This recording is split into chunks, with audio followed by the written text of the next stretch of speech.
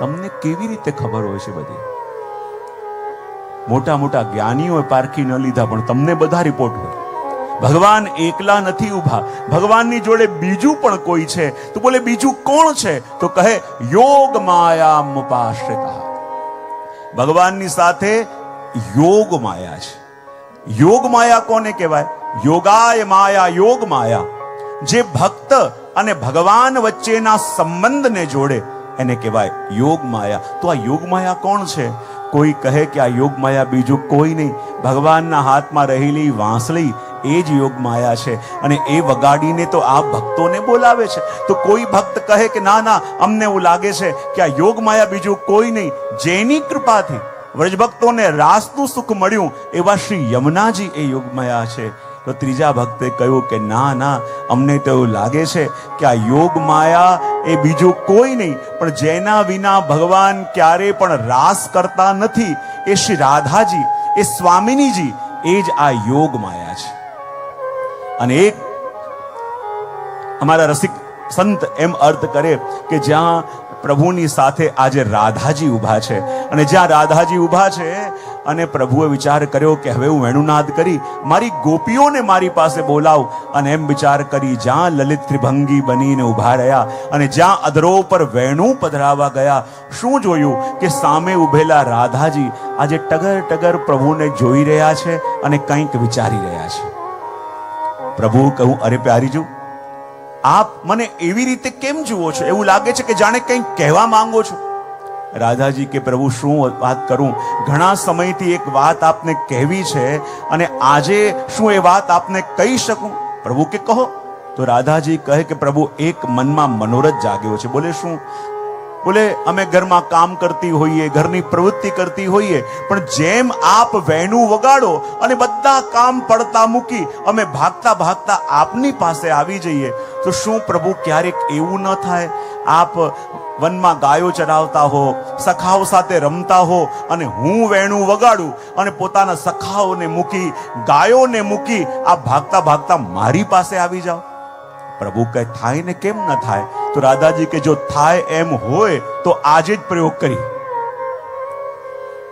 ભગવાન કે કયો પ્રયોગ? બોલે પ્રયોગ એ કે મારે જોવું છે કે જ્યારે હું વેણુનાદ કરું અને આપ દોડતા દોડતા મારી પાસે આવતા હો તો કેવા લાગો છો. મારે એ ભાગતા ભાગતા આવનાર પ્રભુના દર્શન કરવા છે. પ્રભુ કે ઠીક છે. પ્રભુએ પોતાના વેણુ રાધાજીને આપી દીધા. બોલે વગાડો. રાધાજી કે પ્રભુ મારો મનોરથ શું હતો? પ્રભુ કે એ જ કે આપ વેણુ વગાડો અને હું દોડતો દોડતો આવું. તો રાધાજી કહે દોડતા દોડતા આવવું હોય તો પહેલા શું કરવું પડે? પ્રભુ કે દૂર જવું પડે. તો રાધાજી કે જાઓ. પ્રભુ ચાલતા ચાલતા દૂર ગયા. બોલે હવે? બોલે હજી દૂર જાઓ. પ્રભુ હજી દૂર ગયા. બોલે હવે? બોલે હજી દૂર જાઓ. બોલે હવે ઝાડીની પાછળ સંતાઈ જાઓ. પ્રભુ સંતાઈ ગયા અને જ્યાં રાધાજીએ વેણુ હાથમાં લીધી, જેવી રીતે અમારા શ્યામ સુંદર ઉભા રહે એવી રીતે લલિત ત્રિભંગી સ્વરૂપ ધારણ કરી રાધાજી ઉભા રહ્યા.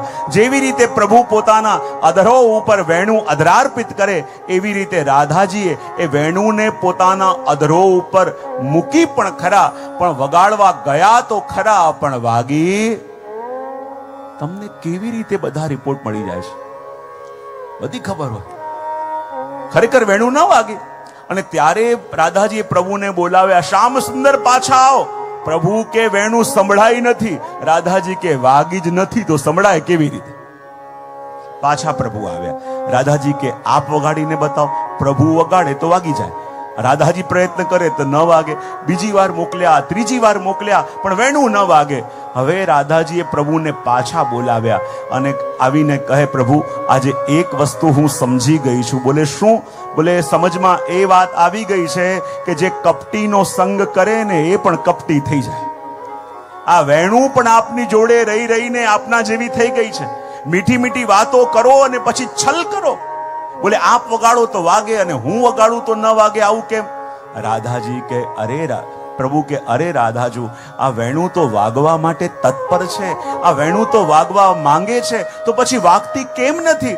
પ્રભુ કહે અરે રાધાજી એ તો વાત છે, આ વેણુ તો વાગવા માટે તત્પર છે, પણ જ્યારે રાધાજી આપ એ વેણુને પોતાના અધરો ઉપર પધરાવો છો અને રાધાજી આપના અધરોનો સ્પર્શ થાય છે તો વેણુને મૂર્છા આવી જાય છે અને જ્યારે મૂર્છા આવી જાય તો પછી એના સ્વર કેવી રીતે નીકળે? તો પછી શું થાય? બોલે એક ઉપાય છે. બોલે શું? આ વેણુ છે ને મને જાણે છે, તો રાધાજી આપ એવું કરો, મારા જેવું સ્વરૂપ આપ ધરી લો, મારું પિત્ત પિતાંબર ધરી લો, મારા જેવો મોર મુગુટ ધરી દો, મારા જેવું તિલક ધરી દો, તો આ વેણુને લાગશે કે શ્યામ સુંદર વગાડે છે, તો વાગશે. તો રાધાજી કહું પછી મારા વસ્ત્રો? પ્રભુ કહ્યું મેં ધરવું ધરી લઈશ. અને પ્રભુએ રાધાજીના ઘાઘરા ચોલી અને ઓરડી ધરી અને રાધાજીએ પ્રભુનું પિત્ત પિતાંબર, એવું સુંદર મોર મુગુટ, એવું સુંદર તિલક ધર્યું અને જેવી રીતે પ્રભુ ઉભા રહે એવી રીતે પ્રભુનું સ્વરૂપ ધરીને રાધાજી લલિત ભંગી બનીને ઉભા રહ્યા. અને જેવી રીતે રાધાજી ઉભા રહે એવી રીતે શ્યામ સુંદર ઘાઘરા ચોલી ધરી અને રાધાજીના ખભા ઉપર હાથ મૂકીને ઉભા છે. અને ત્યાં જ એક સખી આવીને આ દર્શન કરે છે. એ તો દોડતી દોડતી વૃંદાવનમાં જાય અને કહે, અરે સખી, આજે મેં એક અચંભો જોયો. બોલે શું? બોલે જ્યારે વૃંદાવનમાં જતી તો જોતી કે સાવરા શ્યામ સુંદર અને ગોરી રાધા ઉભા છે, પણ આજે તો એવા દર્શન થયા ગોરા શ્યામ સુંદર અને સાવરી રાધા. પણ એ સ્વરૂપ પણ એવું હતું કે જેના ઉપર દ્રષ્ટિ પડી અને અમારું મન મોહી લીધું. અને જ્યારે રાધાજી લલિત ભંગી બનીને ઉભા રહ્યા અને વેણુને અધરો ઉપર અધરાર્પિત કરી અને કહેવાય કે જ્યાં રાધાજીએ વેણુનાદ કર્યો, જ્યારે પ્રભુ વેણુ વગાડે આખી દુનિયાને મોહિત કરી લે, પણ જ્યારે આજે રાધાજીએ વેણુ વગાડી તો આખી દુનિયાને મોહિત કરવા વાળા અમારા શ્યામ સુંદરને જ મોહી લીધા. અને શ્યામ સુંદર સ્થિર બનીને જાણે કોઈએ ચિત્ર બનાવ્યું હોય એવી રીતે ઉભા ઉભા શ્રી રાધાજીના એ વેણુનાદનું શ્રવણ કરે છે. માટે કહ્યું કે અહીંયા આ યોગ માયા એટલે એક અર્થ કયો શ્રી રાધાજી છે. પણ હવે પ્રભુએ વિચાર કર્યો કે મારે વેણુનાદ કરીને મારી ગોપીઓને મારી પાસે બોલાવી છે. એમ વિચાર કરી ભગવાને વેણુને અધરાર્પિત કરી અને સૌથી પહેલા અનન્ય પૂર્વા ગોપીજનોને ભગવાન બોલાવે છે.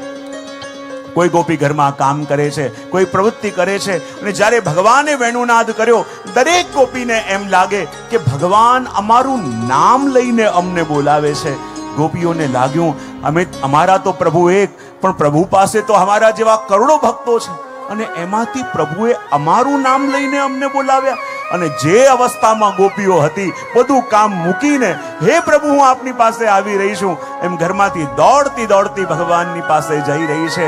એક એક ઘરમાંથી એવી રીતે ગોપી દોડી રહી છે જાણે એક એક સરિતા એ રસ સાગરને મળવા માટે જતી હોય એવું લાગી રહ્યું છે.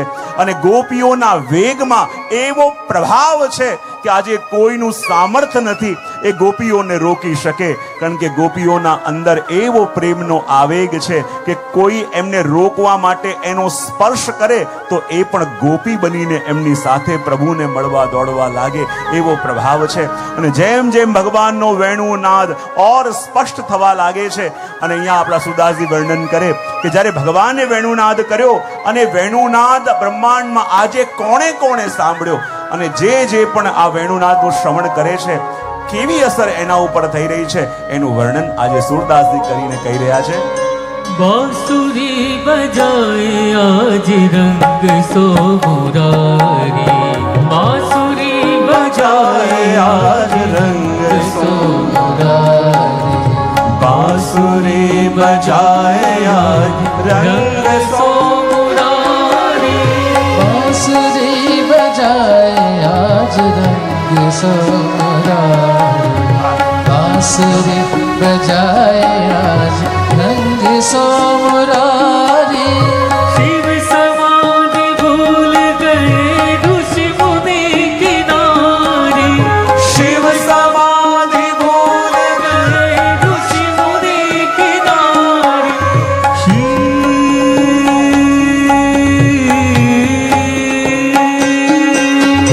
शिव समाधि भूल गए ऋषि मुनि किनारी, शिव समाधि भूल गए ऋषि मुनि किनारी. वेद पढ़त ब्रह्मा भूले भूले ब्रह्मचारी, वेद पढ़त ब्रह्मा भूले भूले ब्रह्मचारी.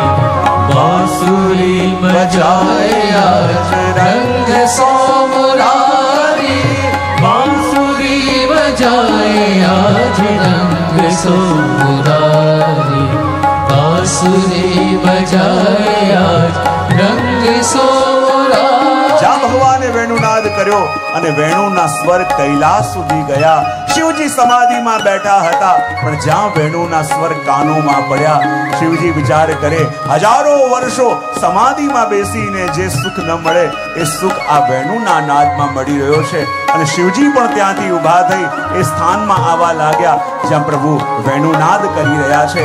કહેવાય કે જ્યારે વેણુના નાદ બ્રહ્મલોક ઇત્યાદિ લોકોમાં ગયા, બ્રહ્માજી જે વેદના વક્તા છે એ વેદ મંત્ર બોલતા હતા, પણ એ પણ વેણુનાદનું શ્રવણ કરી વેદ મંત્રો ભૂલવા લાગ્યા. અને આગળ વર્ણન કરતા કહે,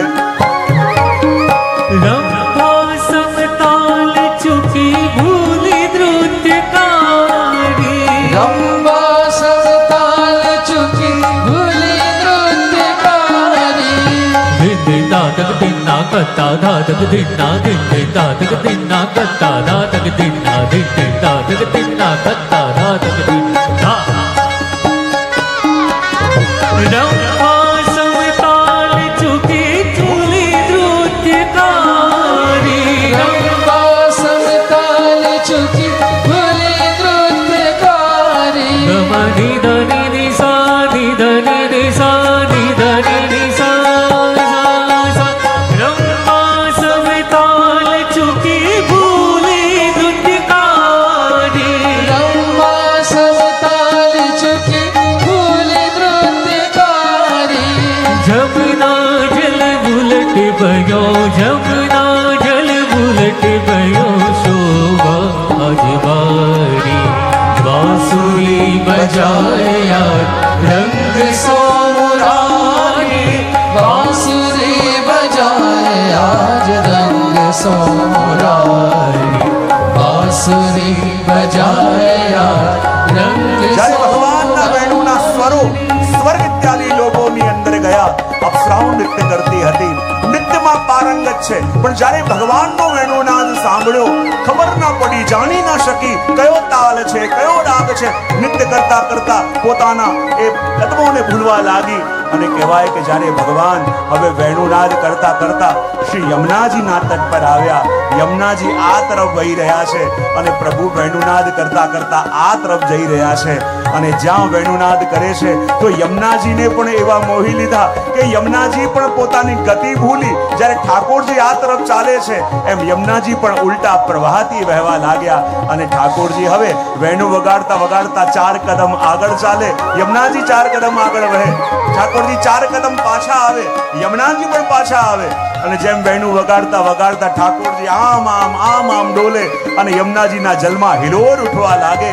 જાણે પ્રભુના વેણુમાં એવા યમુનાજી મોહિત થઈ ગયા છે કે જેમ જેમ પ્રભુ વેણુ વગાડીને ચાલે એમ એમ યમુનાજી પણ વહી રહ્યા છે. અને આગળ વર્ણન કરતા કહે,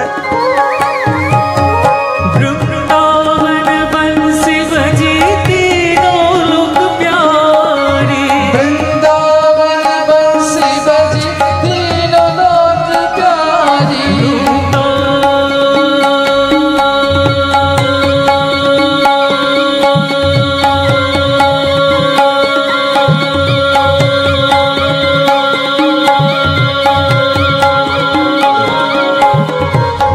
નિધની નિસા નિધની નિસા ઝા ઝા ઝા ઝા. વૃંદાવન બંસી બજી તીનો લોક પ્યારી. वृंदावन बंसी बजी तीनों लोक प्यारी। સામરે પગ ગમરે રે સામરે પગ મપ નિધની નિસા નિધની નિસા નિધની નિસા. વૃંદાવન બંસી બજી તીનો લોક પ્યારી. वृंदावन बंसी बजी तीनों लोक प्यारी। ग्वाल बाल मगन भये बाल बाल मगन भये रिज की सब नारी.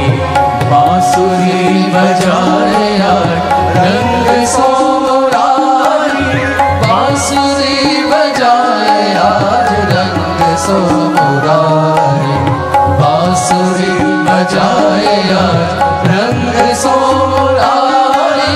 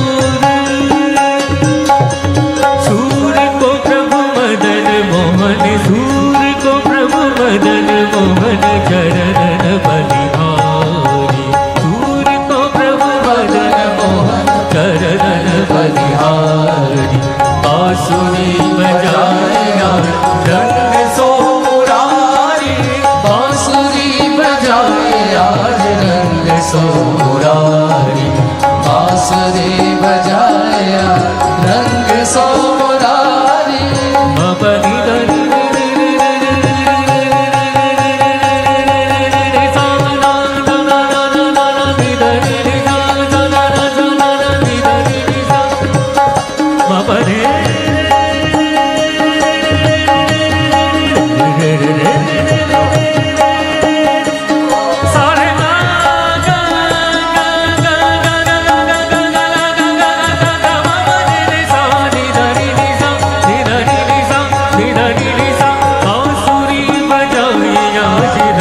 सोरारी बांसुरी बजाया रंग सोरारी बांसुरी बजाया रंग सोरारी बांसुरी बजाया रंग सोरारी सूर्य को प्रभु मदन मोहन सूर्य को प्रभु मदन मोहन चरणन बलिहारी सूर्य को प्रभु मदन मोहन चरणन बलिहारी सूर्य को प्रभु मदन मोहन सूर्य को प्रभु मदन मोहन चरणन बलिहारी सूर्य को प्रभु मदन मोहन चरणन बलिहारी बांसुरी बजाए आज रंग सोरारी बांसुरी बजाए आज रंग सोरारी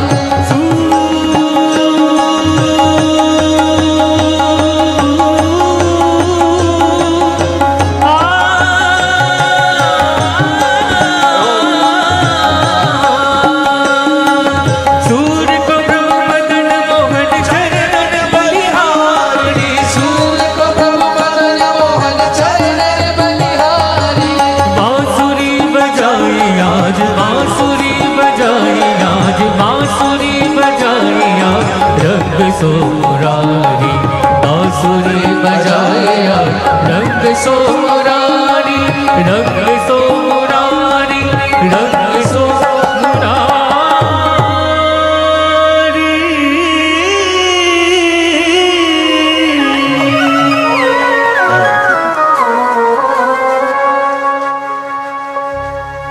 અને જ્યાં પ્રભુનો વેણુનાદ જ્યાં પ્રભુના વેણુના સ્વરો દૂર દૂર દૂર સુધી જ્યાં ગોપીઓ ઘરની અંદર કાર્ય કરતી હતી, ઘરની પ્રવૃત્તિઓ કરતી હતી.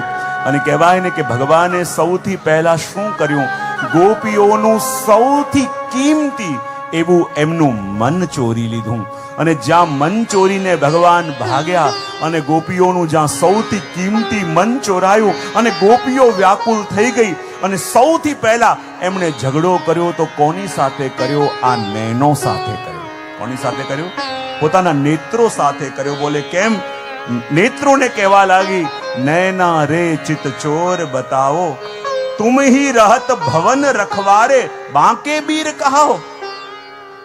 નેત્રોની સાથે એ ગોપીઓ લડવા લાગી. બોલે કેમ? આ અમારા દેહમાં અમારો ખજાનો કોઈ હોય ને તો અમારું મન છે. અને આ મનની સિક્યોરિટી માટે આપણે કોને રાખ્યા છે? બોલે આ નેત્રોને રાખ્યા છે. અને સિક્યોરિટી રાખી હોય અને છતાં ઘરમાં ચોરી થાય તો આપણે પહેલો બ્લેમ કોને કરીએ? સિક્યોરિટી વાળા તમે રાખ્યા હોય અને છતાં ઘરમાં ચોરી થાય તો પછી પહેલો બ્લેમ કોને કરવામાં આવે? અને એવું જ થયું. આ ગોપીઓ કહે કે આ બંને નેત્રો, તમે તો અમારા દેહરૂપી ભવનના રક્ષક છો, તમને તો રક્ષા માટે રાખ્યા છે. નૈના રે ચિત ચોર બતાવો. એ નયનો હવે તમે જ બતાવો કે અમારા ચિત્તને ચોરીને ચાલ્યો જવા વાળો કોણ છે? એ ક્યાં ગયો છે? તુમ હી રહત ભવન રખવારે, બાંકે બીર કહાવો. ઘર કે ભેદી બેઠ દ્વાર પર, દિન હી ઘર લૂંટવાઓ. એક તો તમને આની પહેરા કરવા માટે સોંપ્યા છે અને દિન દહાડે તમે પોતે જાગતા હો, અહીંયા બેઠેલા હોય અને તમારા દેખતા દેખતા કોઈ આવીને અમારું હૈયું, કોઈ આવીને અમારું મન ચોરીને લઈ જાય તો પછી તમારી ચોક્કસ એની સાથે કોઈ સાંઠગાંઠ થઈ ગઈ છે એવું લાગે. અને નેનોને કહે છે કે તમે ક્યારેક પ્રભુને જોયા હતા ને, અને જે દિવસે તમે પ્રભુને જોયા, મન કહે છે ત્યારથી મને તમારા ઉપર સંશય છે કે અમારા શરીરમાં તો રહે છે પણ હવે અમારો નહીં, હવે એનો થઈ ગયો છે અને એની સાથે સાંઠગાંઠ તમારી છે. અને એટલા માટે તો કહે घर के बैदी बैठ द्वार पर दिन ही घर लुटवाओ, नारायण मोही वस्तु न चाहिए, નારાયણ મોહે વસ્તુ ન ચાહીએ, લેને હાર દિખાઓ. અને હવે મારે વસ્તુ નથી જોઈતી, પણ મારે હવે તો એ ચોર જોઈએ છે, જે મારા હૈયાને ચોરીને ચાલ્યો ગયો છે, જે મારા મનને ચોરીને ચાલ્યો ગયો છે. અને એક એક ગોપી જ્યારે ભાગતી ભાગતી ભગવાન પાસે આવી રહી છે, ત્યારે પરીક્ષિતને સંશય થયો કે જેવી રીતે આ ગોપીઓ ભાગતી ભાગતી ભગવાન પાસે આવે છે, અહીંયા ક્યાંય એવું દેખાતું નથી કે ગોપીઓના મનમાં પ્રભુ માટે બ્રહ્મ ભાવ હોય. આ તો જેમ એક લૌકિક સ્ત્રી એના પ્રિયતમને મળવા જતી હોય એવી રીતે ગોપીઓ જઈ રહી છે, તો પછી એમને પરમ ફલની પ્રાપ્તિ કઈ રીતે થઈ? જ્યારે આ પરીક્ષિતે પ્રશ્ન પૂછ્યો, મનમાં સંશય થયો, અને ત્યારે સુખદેવજી મહારાજ સમજાવે છે કે કામમ ક્રોધમ ભયમ સ્નેહમ એક્યમ સૌરદમેવ ચ, કે તમે કયા ભાવે ભજો છો એ મહત્વનું નથી, પણ કયા ભાવે તમે જોડાયા કોની સાથે છો એ મહત્વનું છે. ભગવાનને તમે રાગથી ભજો, દ્વેષથી ભજો, કામથી ભજો કે ક્રોધથી ભજો, પણ કોઈ પણ બહાને આપણો સંબંધ થયો કોની સાથે? બોલે પ્રભુની સાથે. અને પ્રભુ તો એ અગ્નિ જેવા છે, એની અંદર જે પણ નાખો અગ્નિમય થઈ જાય. પ્રભુ તો એ અમૃત જેવા છે, જેનો પાન જાણીને કરો, અજાણતા કરો, રાગથી કરો, દ્વેષથી કરો, કામથી કરો, એ અમૃત તો જીવાડવાનો છે. એમ પ્રભુની સાથે કયા ભાવે જોડાયા એ મહત્વનું નહીં, પણ કોની સાથે જોડાયા એ મહત્વનું છે. ને ઘણીવાર તો આપણને લાગે ને કે કંસે પણ પ્રભુને ભયથી ભજ્યા, તો ભયથી ભજતા બસતા કંસની એવી દશા થઈ ગઈ હતી કે ભોજન કરવા બેસે અને રોટલીમાં કૃષ્ણ દેખાય, જલ પીવા જાય ને જલમાં કૃષ્ણ દેખાય. મોટા મોટા ભક્તો ધ્યાન કરીને તન્મય ન થાય, પણ આ વેર કરીને તન્મય થઈ ગયો. એટલે આપણને ઘણીવાર લાગે ને કે એક વસ્તુ સમજમાં નથી આવતી, જેટલા પણ રાક્ષસો આવ્યા ભગવાને તરત ઉદ્ધાર, પૂતના આવી ઉદ્ધાર, બકાસુર આવ્યો ઉદ્ધાર, અગાસુર આવ્યો ઉદ્ધાર.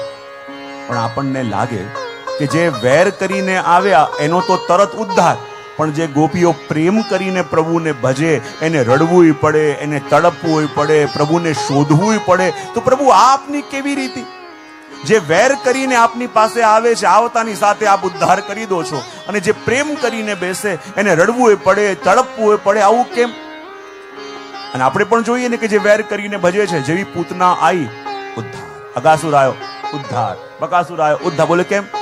તો જ્યારે ઘણીવાર હું કહેતો હોઉં ને કે જેને આપણે પ્રેમ કરતા હોઈએ ને, તો 24 કલાક એના વિચાર આપણા મનમાં આવે કે ન આવે, પણ જેની સાથે આજકાલ થોડું આડું ચાલતું હોય, 24 કલાક વિચાર આવે છે કે નહીં?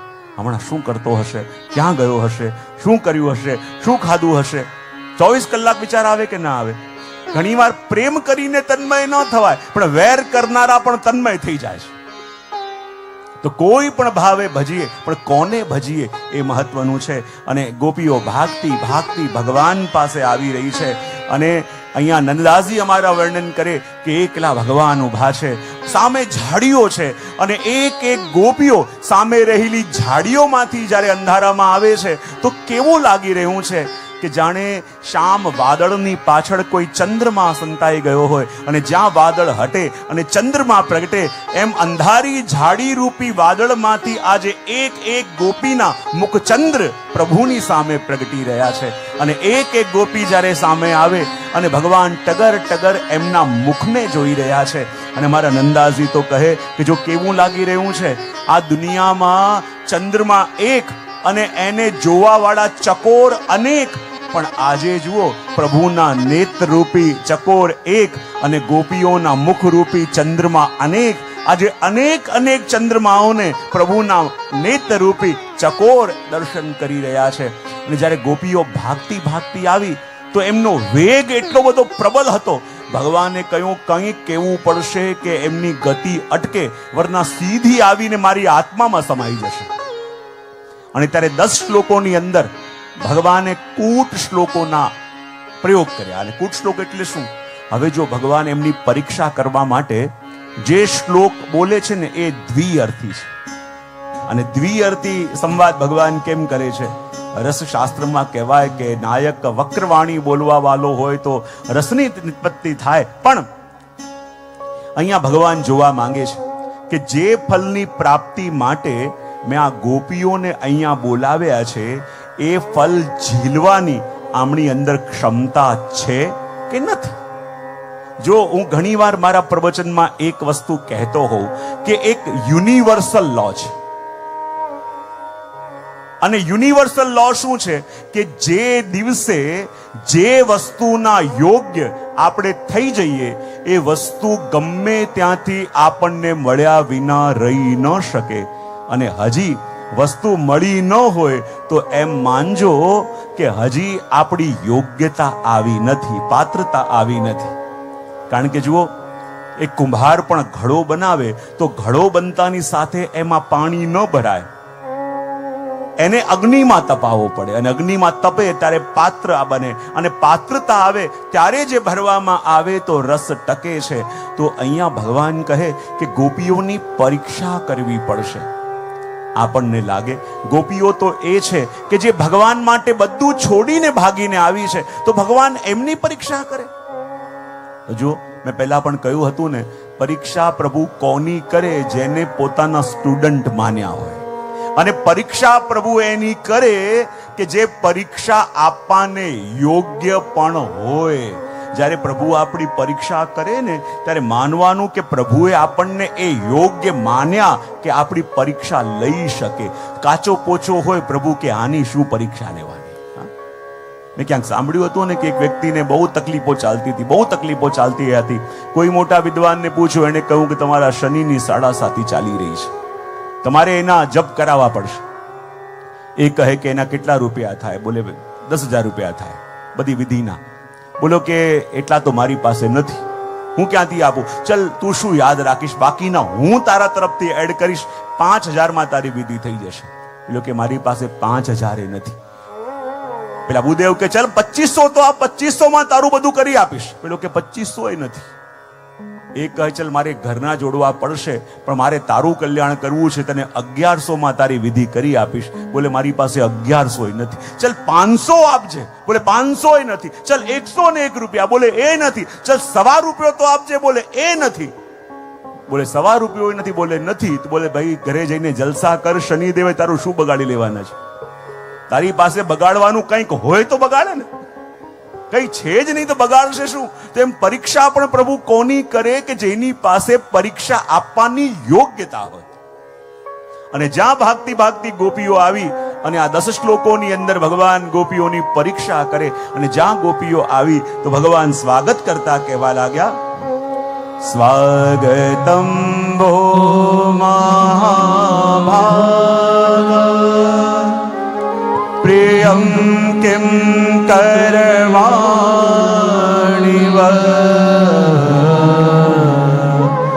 વ્રજસ્યાનામયં કશ્ચિ બ્રૂતાગમન કારણમ. જ્યારે ગોપીઓ ભાગતી ભગવાન પાસે આવી તો ભગવાને એમનું સ્વાગત કેવી રીતે કર્યું? ઓ મહાભાગ્યશાળી ગોપીઓ, પધારો પધારો પધારો, તમે અહીંયા ક્યાંથી? અને એક વારમાં જ ગોપીઓને એવો ઝટકો લાગ્યો કે આ સાચા એડ્રેસ પર આવ્યા છીએ કે કોઈ એડ્રેસ ભૂલી ગયા છીએ. બોલે કેમ? બોલે જ્યારે ભગવાને વેણુનાદ કરી, અમારું નામ લઈને અમને બોલાવ્યા, અને અમે અમારો પરિવાર, અમારા ઘર બધું મૂકીને એમ માનીને આવ્યા કે પ્રભુ જ એક અમારા છે.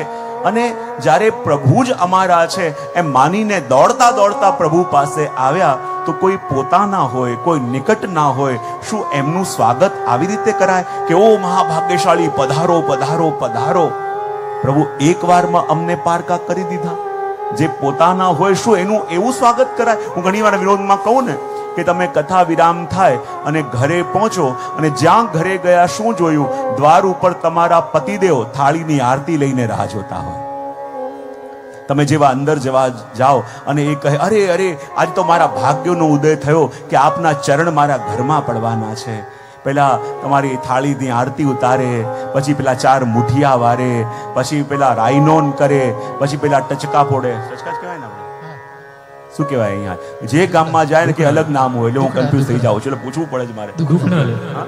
દુખણા દુખણા ફોડે.